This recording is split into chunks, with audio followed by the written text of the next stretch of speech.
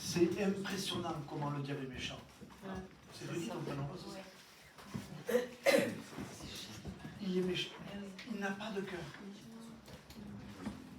Plus il va vouloir détruire ton foyer, ou tes enfants, ou tout ce que tu veux, plus il va se réjouir.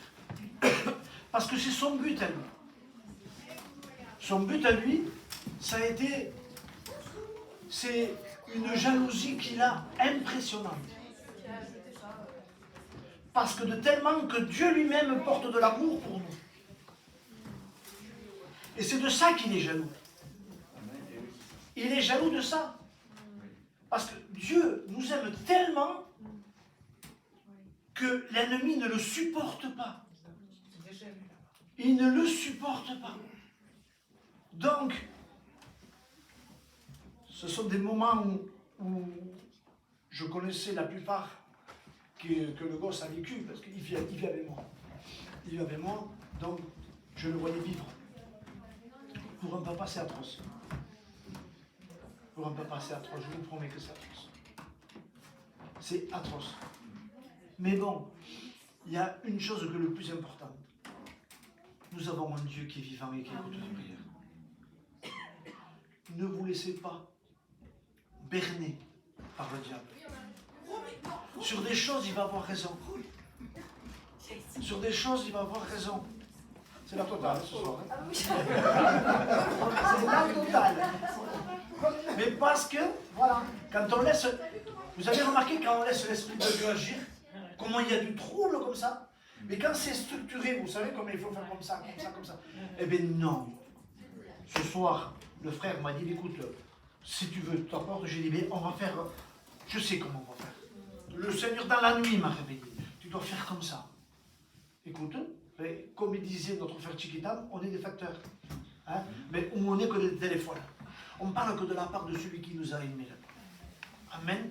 Alors, est-ce que tu connais cet homme? Est-ce que tu le connais réellement? À mon avis, tu as entendu parler de lui. Tu as entendu parler de lui. Voilà. Ah oui, c'est Jésus, oui, il est mort sur une croix, c'est sa maman, c'est Marie, oui. Mais est-ce que tu le connais réellement, profondément dans le cœur? Est-ce que tu le connais réellement? Est-ce que tu arrives à réaliser qu'il est en ce moment sur le trône et qu'il lui gère tout? Lui gère tout. Il est sur son trône et il a dit que la lumière soit. Et simplement, quand au souffle de sa voix, tout s'est mis en marche.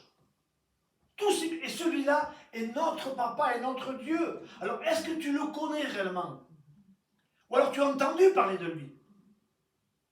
Les mages, eux, quand ils ont vu l'étoile, ils savaient que ça allait être le Messie.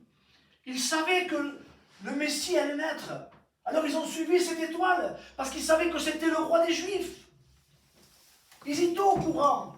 C'était des mages qui faisaient les astres. Là où je veux en venir, est-ce que tu crois au surnaturel?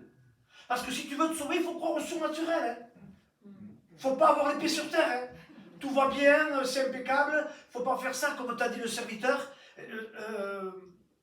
Eh bien, il a besoin de grandir, ce frère. Voilà, on va dire, hein, d'accord? Voilà. Il a besoin de grandir. Si tu ne crois pas au surnaturel, tu ne peux pas. Tu ne peux pas comprendre et tu ne peux pas connaître. C'est pas possible. La preuve qu'à un moment, que même Hérode, dans ce temps-là, il est troublé. Mais quelle est l'image d'Hérode dans notre cœur? C'est notre orgueil. Est-ce qu'on veut accepter le Messie dans notre vie? Est-ce qu'on veut que lui règne à notre place? Parce que c'est ça le problème.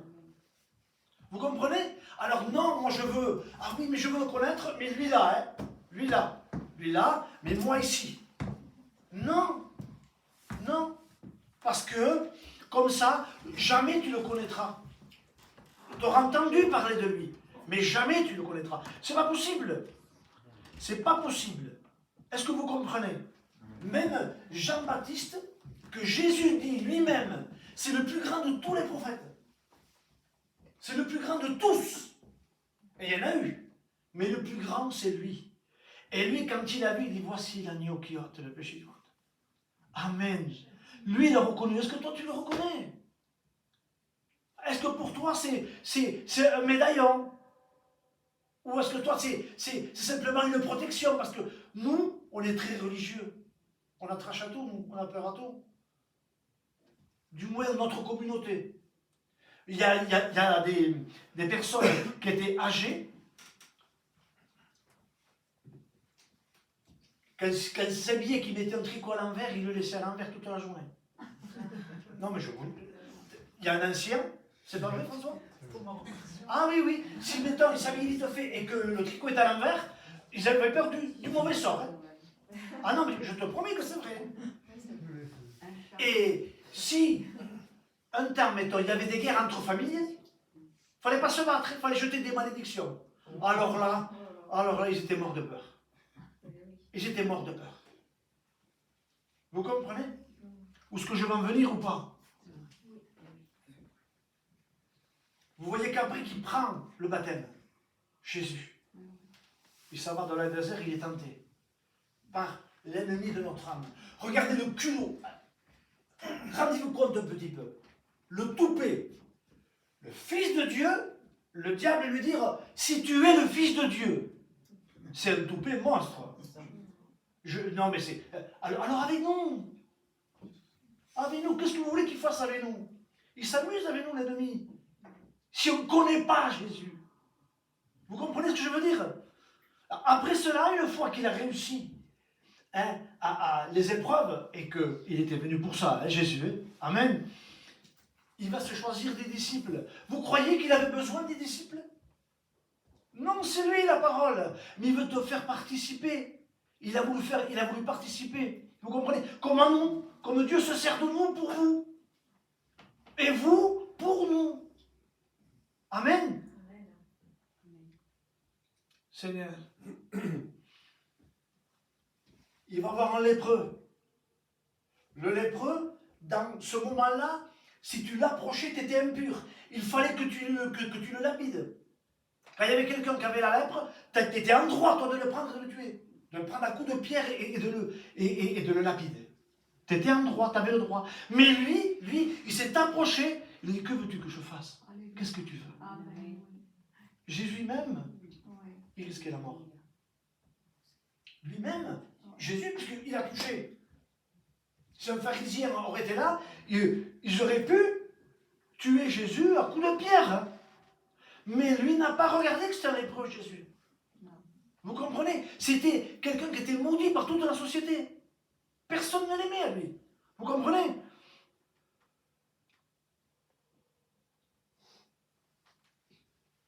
Seigneur, même quand il va avoir des paralytiques, à un moment il va avoir même des aveugles. Et pourtant, tu en as un qui était sur le bord du chemin. Et quand le gars qui était aveugle a entendu parler, il entendait.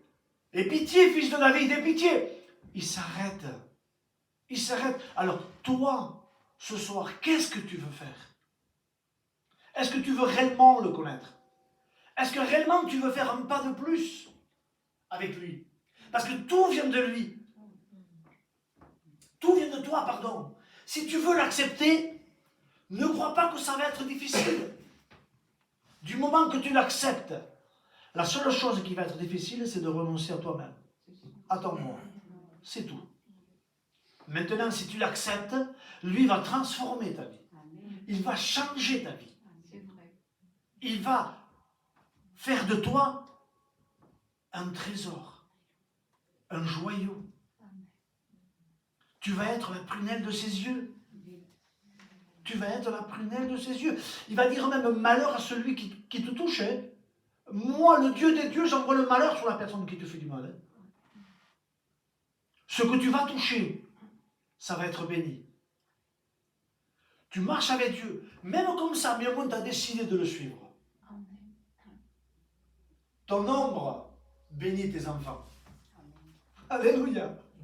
Simplement, quand tu rentres chez toi, tu amènes des anges autour de ta maison. Et il y a des anges autour de tes enfants. Un jour, il y a eu un témoignage que c'était une des reines des sorcières. Elle était capable de faire exploser un oiseau en plein vol simplement que par la pensée. C'était énorme. Elle s'était convertie à l'évangile.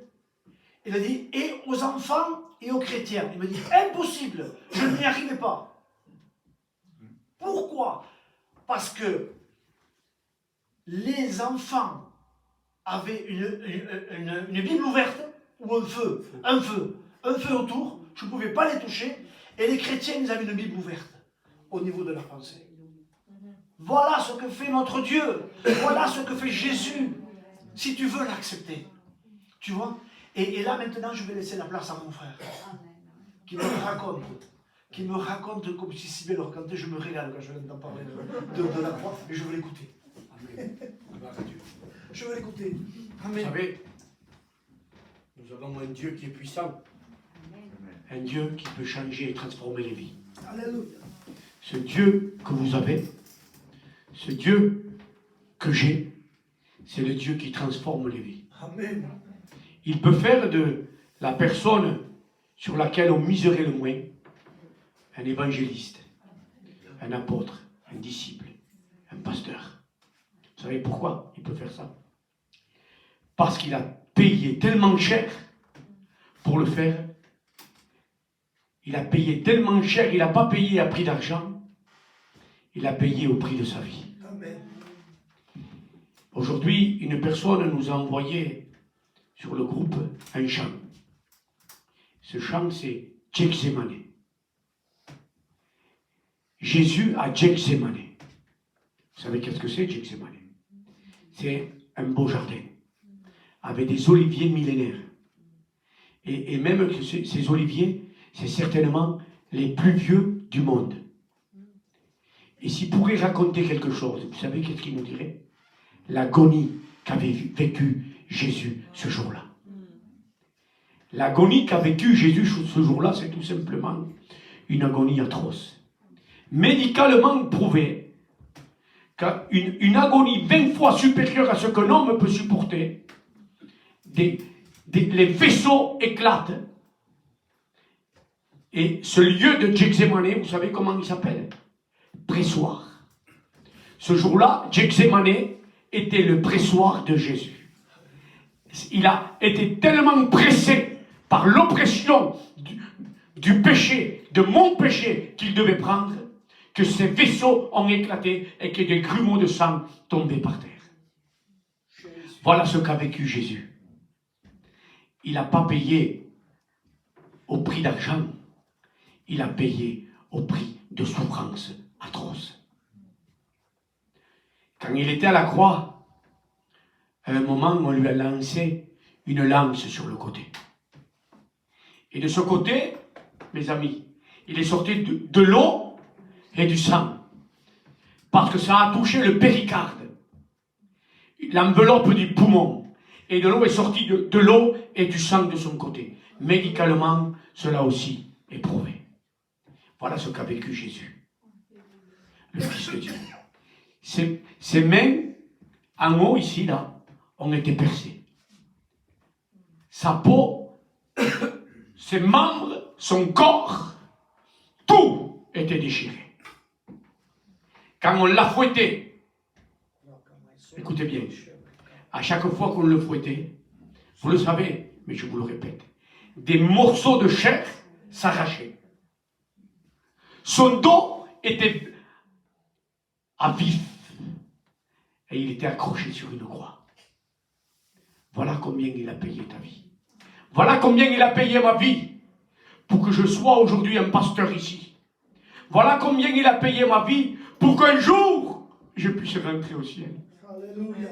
Parce que je ne rentrerai pas au ciel parce que je m'appelle pasteur, ni parce que je suis Benjamin Jimenez Frédéric, mais c'est parce qu'il a payé.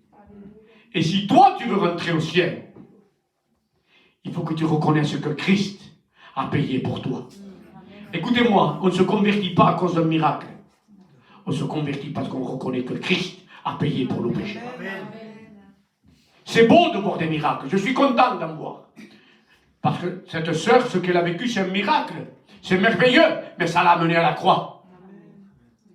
Ça l'a amené à reconnaître qu'elle avait péché. Si tu ne reconnais pas que tu es pécheur et que tu ne demandes pas pardon de tes péchés, tu ne peux pas rentrer au ciel. Le seul moyen de rentrer au ciel, c'est de dire Jésus, purifie-moi par ton sang précieux qui a coulé il y a 2000 ans à la croix. Et à ce moment-là, je peux te dire que ta vie n'est plus la même. Je ne te dis pas que tu ne pécheras plus. Parce que je vais vous avouer que des fois, je suis encore un pécheur. Mais un pécheur pardonné. Et purifié par le sang de Jésus. Vous comprenez qu'est-ce que je veux vous dire? Et si tu te dis comment je vais faire, tout à l'heure ça a été dit par le frère, crois et tu verras la gloire de Dieu. Crois et tu verras la gloire de Dieu. Crois et tu verras ta vie transformée. Vous croyez en ça? Combien de vies ont été transformées ici? Alléluia. Alléluia. Dieu veut continuer cette œuvre dans vos vies. Dieu veut la continuer. Il est d'une puissance. Il est d'un amour aussi. Vous savez, tout à l'heure il a été dit qu'il a tout accompli. Il a tout accompli.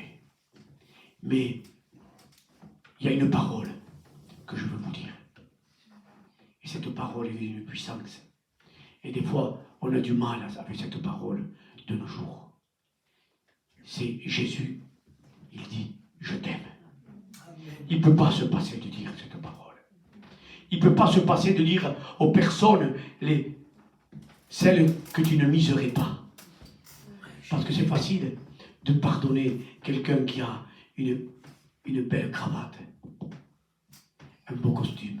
Mais de pardonner celui qui est difficile, comme notre pauvre Alain, c'est bien plus dur. Mais Jésus lui dit à Alain, je t'aime. Et moi, j'aimerais lui dire, je t'aime aussi, Alain. Vous voyez? Et mon cœur est attristé, vous voyez, aujourd'hui. Parce que j'aurais pas aimé. J'aurais aimé plutôt le prendre dans mes bras et lui dire, Jésus t'aime, Alain. Mais j'étais obligé de mettre un événement comme ça. Aujourd'hui, mes amis, Dieu veut changer ta vie. J'aimerais que ceux que nous sommes ici, nous ne passions pas à côté. Je ne vais pas faire un appel particulier, mais je vais vous demander, à chacun de vous, de vous lever, s'il vous plaît, quelques instants, je ne serai pas très long, de baisser vos têtes tout simplement.